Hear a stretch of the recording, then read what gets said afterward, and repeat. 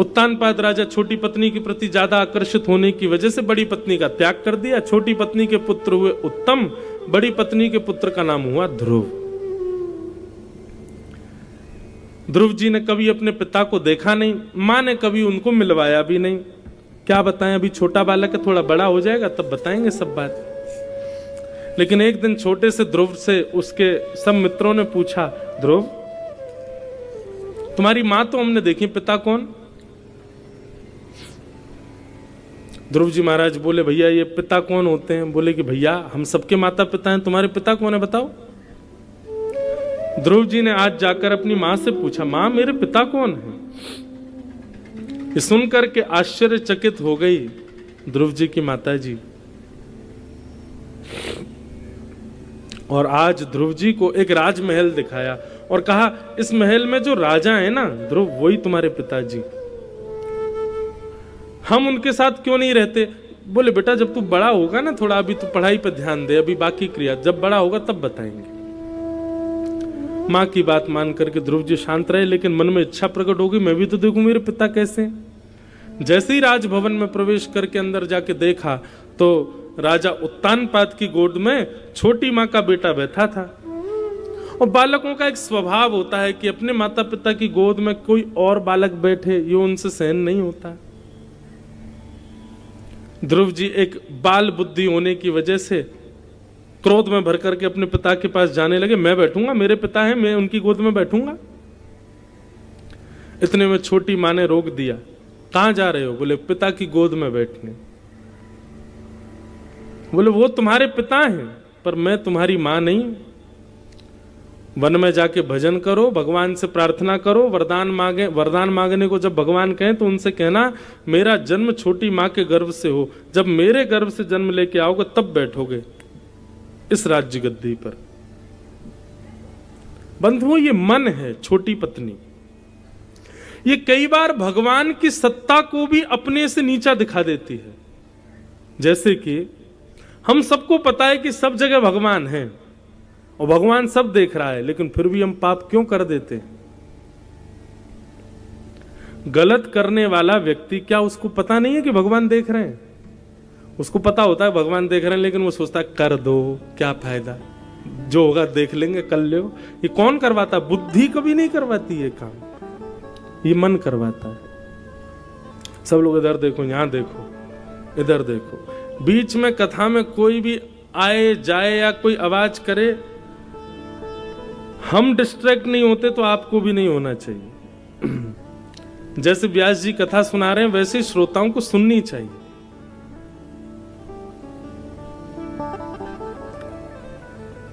बोलो वृंदावन बिहारी लाल की जय। क्या बता रहा था मैं? कहां चल रही थी कथा? इतने लोग बैठे, कोई तो बताओ। हाँ,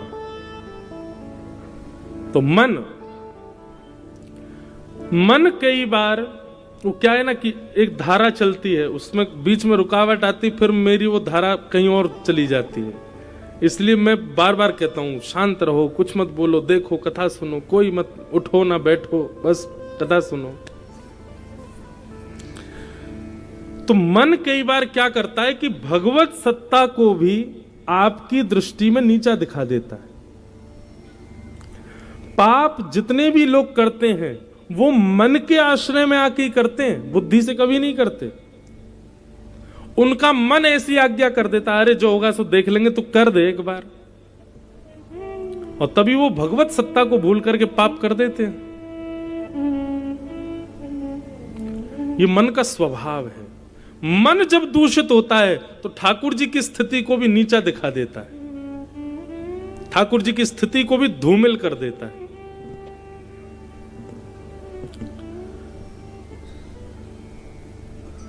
छोटी पत्नी ने आकर के, छोटी मां ने आकर के ध्रुव जी से डांट दिया और कहा वन में जाओ, भगवान से जाके भजन करो, और वरदान मांगने को कहें तो कहना छोटी मां के गर्भ से मैं जन्म लूं। भला कोई भगवान से जाकर के ये क्यों मांगेगा? ठाकुर जी जब मिल जाएंगे तो सीधा आदमी यही नहीं कह देगा मुझे राजा बना दो। लेकिन उनकी स्थिति देखो, वो कह रही है कि भगवान से कहना तुम मेरे गर्भ से जन्म लो, मतलब मेरे गर्भ से जन्मा बालक ही बैठेगा यहाँ पर, अपनी सत्ता को भगवान से ऊंचा बता रही है, ये मन है। ध्रुव जी महाराज रोते रोते अपनी माँ के पास गए। माँ ने कहा, बेटा क्यों रो रहे हो? ध्रुव जी ने शिकायत नहीं की, ध्रुव जी ने कुछ नहीं बताया। ऐसी परवरिश है ध्रुव जी की कि ध्रुव जी के साथ कुछ भी हो जाए वो माँ से कभी शिकायत नहीं करते। बंधुओं, चुगली करना और बालकों को शिकायत करना सिखाना भी नहीं चाहिए माताओं को, इस पर ध्यान रखना चाहिए थोड़ा। आप कहेंगे तो क्या बालक को हम बिल्कुल वो बना दें, वो मन ही मन में रोता रहे, मन ही मन में रखे? नहीं, ऐसा नहीं कह रहे हैं हम। पर जो छोटी छोटी बातों को भी जाके माता पिता से कह देते हैं ना, ऐसे बालकों का आगे चल करके बुद्धि का विकार दूषित हो जाता है। थोड़ा अपने स्तर पर सुलझाने का बल मिले बालकों को, ऐसा बनाओ कि अपने स्तर पर ही छोटी छोटी बातों को तो समझा लिया करें, सुलझा लिया करें। सब बातें माता पिता से ना कहा करें। ध्रुव जी महाराज कुछ नहीं बोले, बस रोते रहे, अपने आप को छुपाते रहे। छोटी माँ की शिकायत नहीं की। तभी एक दासी ने आकर के बताया, बोले आज राजभवन में ऐसा ऐसा हुआ, ध्रुव जी जा रहे थे, छोटी माँ ने कह दिया वन में जाओ, भगवान का भजन करो, उनसे कहो मेरी गर्भ से जब तुम्हारा जन्म होगा तब बैठोगे। आहा, ध्रुव जी की माँ ध्रुव जी के पास गई, उठा करके अपनी गोद में बैठाया। बोले रो क्यों रहे हो? छोटी माँ ने गलत कहा, छोटी माँ ने डांट दिया, छोटी माँ ने तुमको बुरा कहा, इसलिए तुमको बुरा लग रहा है? क्या बुरा कहा? अच्छा तो कहा छोटी माँ ने। बेटा मैं तो तुझे सत्संग में ले जाती हूँ, कथाओं में लेके जाती हूँ, मंदिर लेके जाती हूँ, पर छोटी माँ ने तो सीधी आज्ञा कर दी भगवान के पास ही चले जाओ। कितनी अच्छी है वो। बेटा उनके प्रति शिकायत की भावना नहीं, ऐसी दूषित भावना नहीं, बल्कि तुम तो वन में जाओ, भगवान का भजन करना, और सुनो एक बार छोटी माँ को प्रणाम करके जाना। कैसी माँ है ध्रुव जी की। ध्रुव जी महाराज छोटी माँ के पास गए, जाकर के दंडवत साष्टांग प्रणाम किया और पूरे परिवार को प्रणाम करके निकल गए वन की ओर। 4.5-5 वर्ष के ध्रुव जी महाराज वन में जा रहे हैं। तभी नारद जी महाराज आ गए। बंधुओं, हमारे गुरुदेव कहते हैं और शास्त्र भी आज्ञा करते हैं कि नारदो देव दर्शन। ठाकुर जी का जब दर्शन आपको प्राप्त होने वाला होगा, उससे पहले आपको नारद जी जरूर मिलेंगे, सीधे ठाकुर जी नहीं मिलेंगे।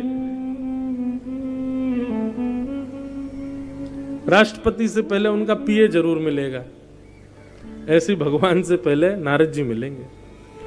हमने एक बार अपने गुरुदेव से पूछा, मैं तो नारद जी, हमको कैसे पता चले ये नारद जी हैं? उन्होंने बहुत सुंदर उत्तर दिया। बोले कि नारद जी कोई रूप से नहीं पहचाने जा सकते। बोले नारद कौन? बोले जिनकी वाणी को देवता भी कभी रद्द नहीं कर सकते, वो है नारद। और जिनकी वाणी सुनकर के नेत्र बंद हो जाएं, हृदय में ठाकुर जी की छवि प्रकट होने लग जाए, समझ जाना वो वक्ता ही नारद है। मतलब हमारे गुरुदेव ने स्पष्ट किया कि जरूरी नहीं अब जैसे हम कथा कर रहे हैं तो आप सबके लिए हम नारद नहीं, यहां बैठे हजारों लोगों में 2-3 के लिए नारद हो सकते। क्यों? क्योंकि वाणी का प्रभाव उनके जीवन पर पड़ रहा है और वो अपने जीवन में भक्ति को प्रकट कर रहे हैं, ठाकुर जी की सेवा को प्रकट कर रहे हैं, ठाकुर जी के प्रति और अग्रसित हो रहे हैं। उनके लिए हम नारद का काम कर देंगे। तो वक्ता भली भांति वाणी से प्राप्त हो जाए तो समझ जाना यही नारद है, यही नारद। ये मिल गए तो ठाकुर जी अब मिलने वाले हैं। बस प्रयच्छति गुरु प्रीतो वैकुंठम योग दुर्लभम। नारद जी महाराज मिले। नारद जी ने आकर के ध्रुव जी को 12 अक्षर मंत्र दिया। नमो भगवते तुभ्यं वासुदेवाय धीमहि प्रद्युम्नाय निरुद्धाय नमः संकर्षणाय च।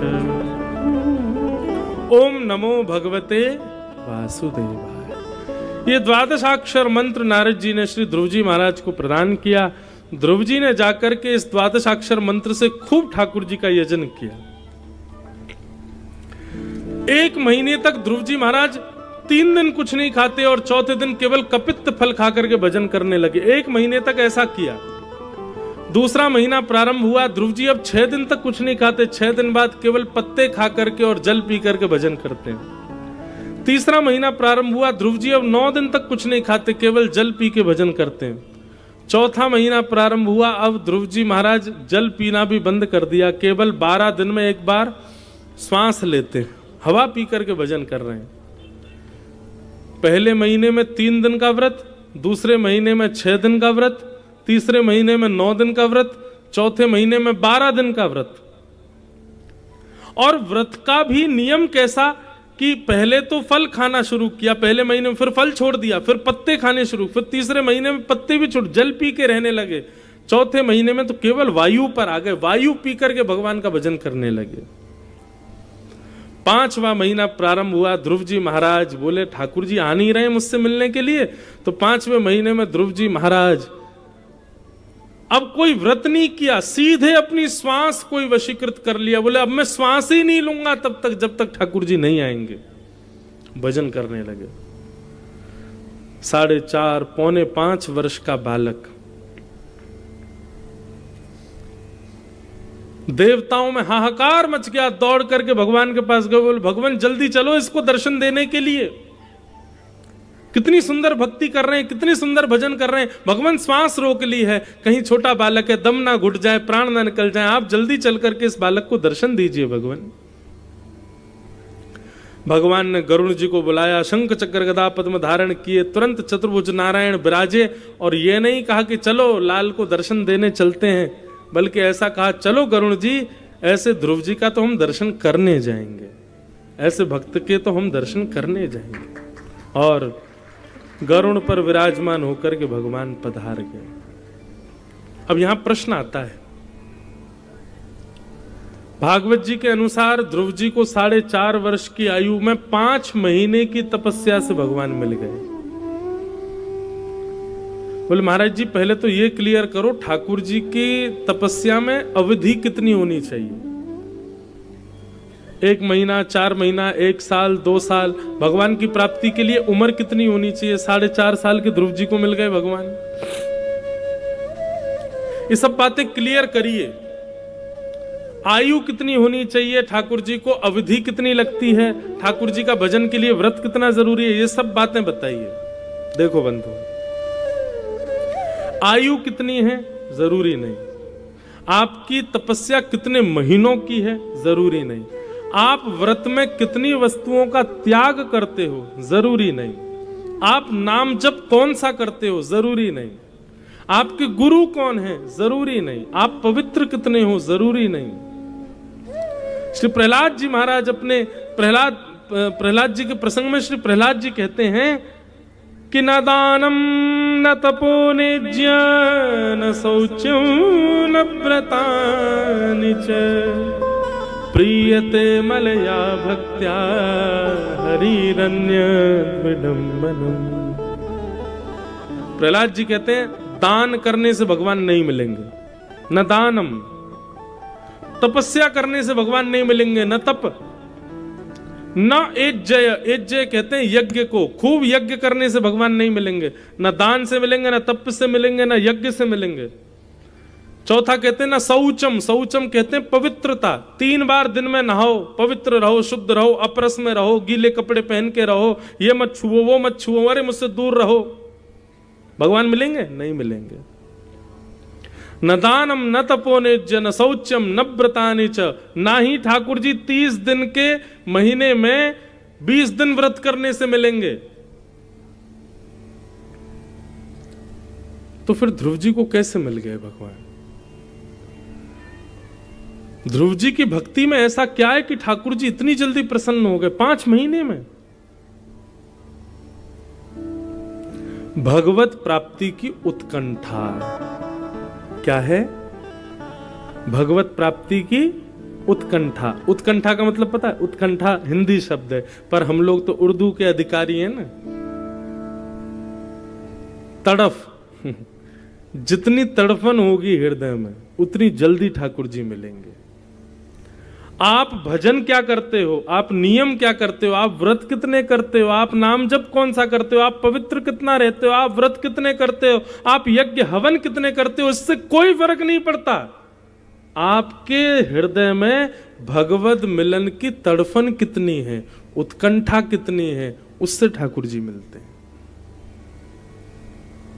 ललक कितनी है भगवत प्राप्ति की, लगन कितनी है भगवत प्राप्ति की, उससे ठाकुर जी मिलते हैं। नहीं तो पूरा जीवन निकाल दीजिए आप, करते करते सारे भजन साधन, नहीं मिलेंगे ठाकुर जी। इसलिए ध्रुव जी की स्तुति से हमने ये सीखा कि जब तक भगवत भजन में जिद नहीं आएगी तब तक ठाकुर जी नहीं मिलेंगे। जब तक आप जिद्दी नहीं बनोगे ठाकुर जी से, ठाकुर जी मिलना ही पड़ेगा आपको मुझसे, तब तक नहीं आने वाले ठाकुर जी। हम लोग जिद्दी होके कथा सुनते हैं ना,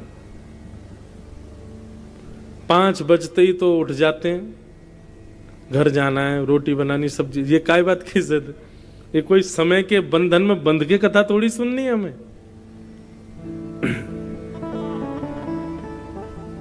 हम ठाकुर जी से मिलने के लिए व्याकुल कितने हैं। और ध्रुव जी महाराज ने ये सिद्ध करके दिखाया। भगवान प्रकट हो गए, प्रकट होकर के ध्रुव जी ने भगवान की स्तुति गाई, भगवान ने अपना शंख स्पर्श करा दिया और सुंदर स्तुति गाने लगे। भक्ति मुहु प्रवहताम त्वयि में प्रसंगो भूयाद अनंत महताम अमलाशयानाम येनांजसौल वणमुरु व्यसनम भवाब्धिम निश्चय भवत गुण कथाम मृतपान मत्त। एक मैं कीर्तन गाया करता हूं, बहुत सुंदर है। मुझको राधा रमण कर दो ऐसा मगन, मुझको राधा रमण कर दो ऐसा मगन, मुझको राधा रमण कर दो ऐसा मगन।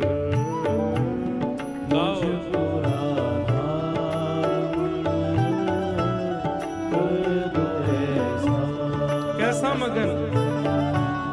रटू मैं तेरा नाम यूं आठों याम, रटू मैं तेरा यूं आठों याम, रटू मैं तेरा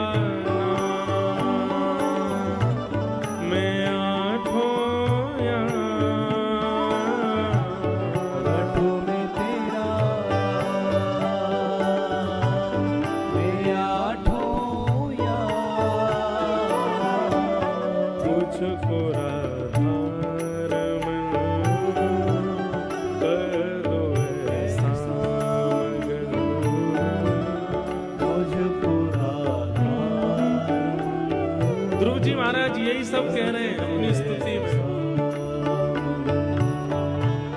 भाव भरे भूषणों से आपको सजाऊं मैं, भाव भरे भूषणों से आपको सजाऊं मैं, नित नव भोज निज हाथों से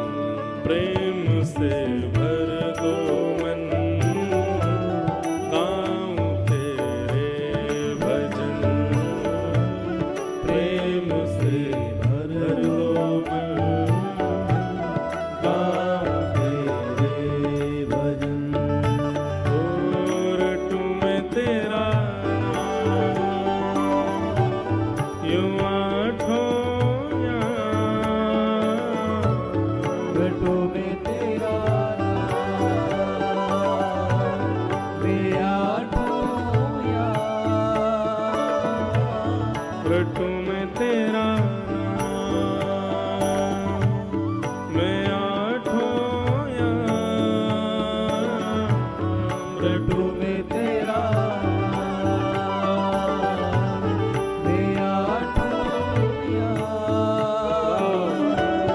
मुझको राधा कर दो ऐसा, मुझको राधा कर दो सब लोग गाओ। हे जय जय राधा रमण प्यारो राधा रमण, जय जय राधा रमण प्यारो राधा रमण, जय जय राधा रमण प्यारो राधा रमण,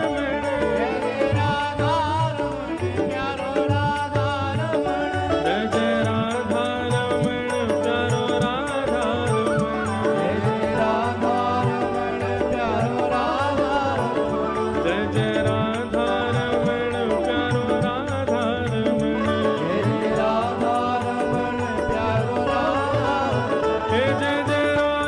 राधा रमण प्यारो राधा रमण, जय जय राधा रमण प्यारो राधा रमण, जय जय राधा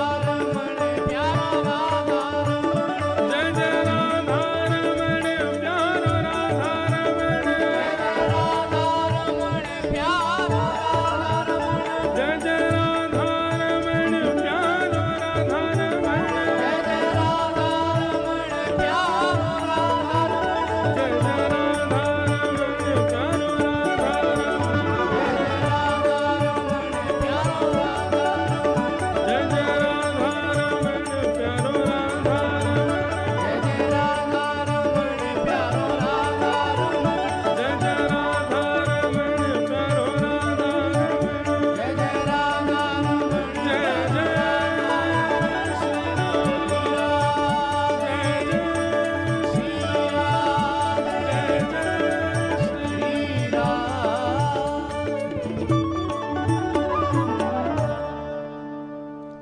ध्रुव जी भगवान की स्तुति गाते हुए ऐसा ही भाव रख रहे हैं, भगवान मुझ पर आप बस इतना अनुग्रह कर दीजिए, भक्ति मुहु प्रभहताम त्वयि में प्रसंगो, भूयाद अनंत महताम अमलाशयानाम येनांजसौल वणम व्यसनम भवाब्धिम नेश्ये भवत गुण कथाम मृतपान मत्त।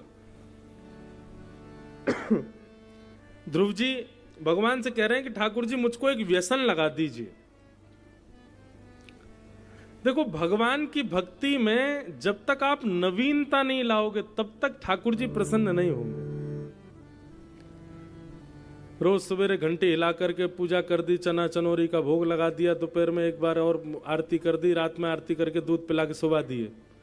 ठाकुर जी भी ऊब गए, बोले रोज यही करता है, एक ही काम है इस पे और कुछ नहीं आता इसको। अगर रोज कोई दाल चावल ही खावे तो ऊब जाए।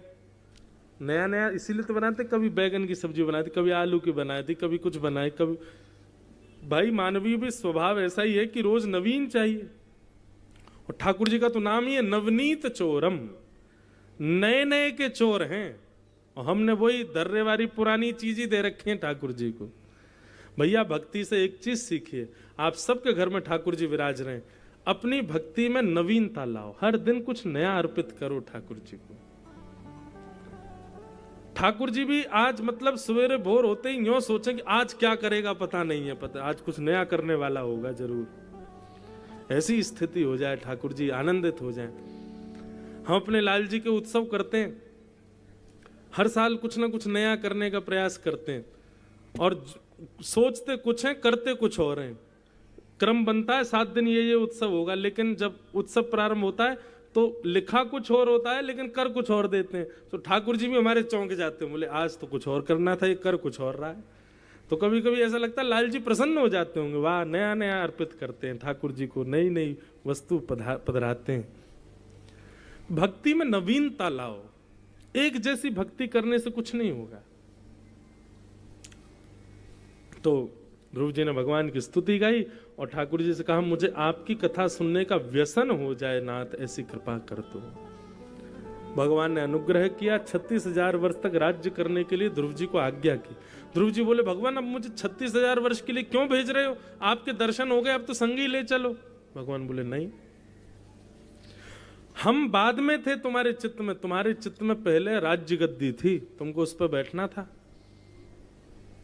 ध्रुव जी बोले भगवान अब आपका दर्शन करके कोई राज्य गद्दी की इच्छा नहीं है, कृपा कर दीजिए, मुझे ऐसा वरदान मत दीजिए। नहीं, भगवान बोले अब तो ये मिलेगा। मेरे भक्त के हृदय में यदि विषय आ जाता है तो मैं उस विषय का इतना भोग करवाता हूं कि वो विषय से ऊब जाए।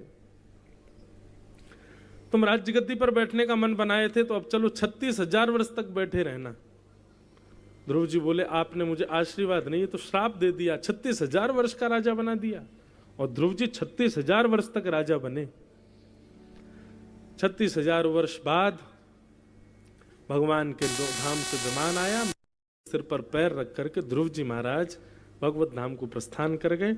आज भी ध्रुव जी नित्य सुबह प्रातः काल ब्रह्म मुहूर्त में सबको दर्शन देते हैं, ध्रुव लोक के रूप में, ध्रुव तारे के रूप में। वो ध्रुव तारा जो है वो ध्रुव लोक है, वो ध्रुव जी का स्थान है। लोग कहते हैं तो सुबह सुबह दर्शन क्यों होता, उसका पूरी रात दर्शन क्यों नहीं होता? बोले पूरी रात तो वहां पे सब दिया बाती और जो भी बिजली होगी वहां पर जिस प्रकार की भी, वो सब बंद रहती है। सब जितने भी साधक हैं ध्रुवलोक में वो नेत्र बंद करके ध्यान करते हैं। और जब ब्रह्म मुहूर्त होता है तब स्वयं शंख चक्र गदा पद्मधारी नारायण का ध्रुवलोक में आगमन होता है। तो ठाकुर जी के आगमन में पूरे ध्रुवलोक को सजाया जाता है, इसलिए ध्रुवलोक का दर्शन ब्रह्म मुहूर्त में होता है। यदि आप ब्रह्म मुहूर्त में नित्य ध्रुवलोक का दर्शन करते हैं, हमारे पूज्य नाना जी कहते थे अगर कोई व्यक्ति नित्य ध्रुवलोक का दर्शन न करे ब्रह्म मुहूर्त में, 12 वर्ष का ये नियम बना ले कि मैं रोज ध्रुव तारे को देखूंगा। और फिर यूं नहीं कि ध्रुव तारा देख के फिर सो जाए।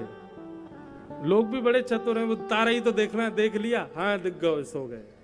नहीं, ध्रुव तारा देखने का मतलब स्नान ध्यान करके ध्रुव तारा का दर्शन करे, ध्रुवलोक का दर्शन करने के बाद फिर अपना नाम जब ध्यान आदि, फिर बिस्तर पे नहीं जाए, सोवे।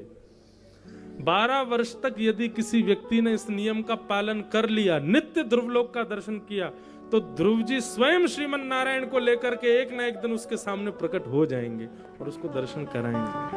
हमारे पूज्य नाना जी ऐसी आज्ञा करते थे।